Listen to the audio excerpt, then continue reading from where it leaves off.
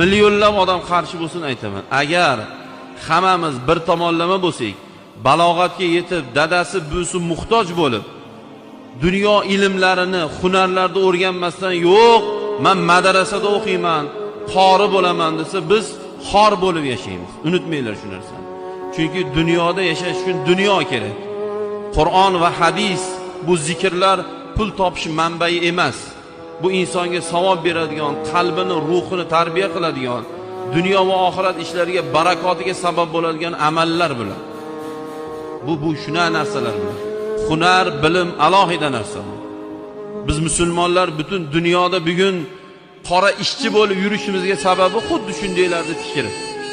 Xuddi shundaylarni tor miya, dunyo qarashi tor fikrlarni sabab bo'lib turib bugun musulmonlar qora ishchi bo'lib yuribmiz. Men sizlarga ko'p aytayapman, qachongacha qora ishchi bo'lib yuramiz?